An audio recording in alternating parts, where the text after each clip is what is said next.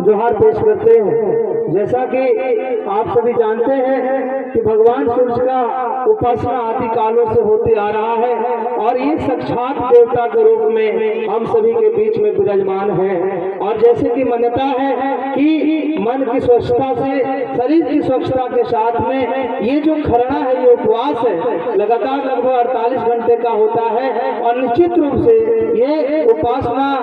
मुझे एक एनर्जी देता है, विश्वास देता है और हम सभी के जीवन में खुशहाली और समृद्धि लाने का काम करता है। इसलिए तमाम छठ व्रतियों को, जो भगवान सूर्य को, छठ मैया को यहाँ पे अर्घ देने के लिए आज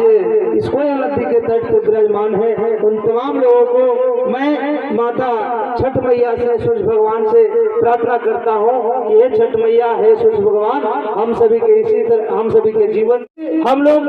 जो धार्मिक कार्य कर रहे हैं, सामाजिक कार्य कर रहे हैं, उसी तरह हम सभी की जिम्मेवारी बनती है कि लोकतांत्रिक कार्यों में भी लोकतांत्रिक जो धर्म है उसको भी निर्वहन हम लोग कर सके। और अगर इस लोकतांत्रिक प्रक्रिया का हिस्सा है तो आप सभी से मैं आशीर्वाद की अपेक्षा के साथ में आया हूँ कि जिस तरीका से राजनीतिक में आगे बढ़ने के लिए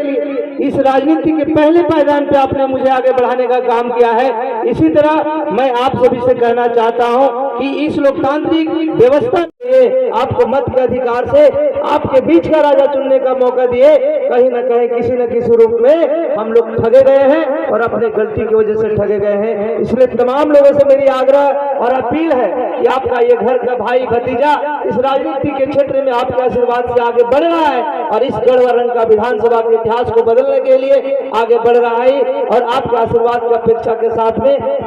का अधिकार मिला, राजा और रंग के भेद को खत्म करने का मिला था, क्योंकि संविधान में आपको आपका अपना राजा चुनने के लिए, अपना प्रतिनिधि चुनने के लिए हर 5 साल में मौका मिलते हैं और वोट का अधिकार है, मत का अधिकार है। जो एक राजा का, एक गरीब का,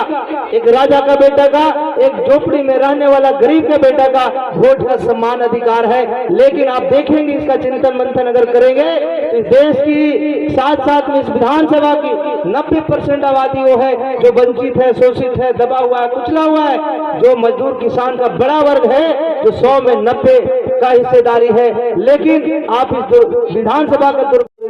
लाते रहना, हम सभी के बीच में इसी तरह भाईचारा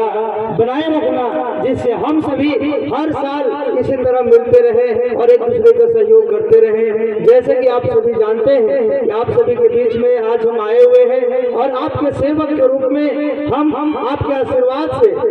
निर्वाचित हुए हैं। आप लोगों ने सेवा करने का मौका दिया है, इसलिए आप तमाम यहाँ पे जो लोग सुन रहे हैं, जो मुझे आगे बढ़ने का प्रेरणा दे रहे हैं, उन तमाम लोगों को मैं पुनः आभार प्रकट करता हूँ। और साथ ही साथ मैं एक मैसेज देना चाहता हूँ कि आप सभी जानते हैं कि अजय मेटल किस गरीबी की संघर्ष के बाद में आप सभी के बीच में स्थापित हुआ है। तमाम जगहों पे जा रहे हैं कि जो राजा टाइप के लोग जो है, पैसे वाले जो है, जमींदार टाइप के जो लोग हैं, कब्जा जमा के बैठे हुए हैं, उनको आप सभी के सहयोग से हम सभी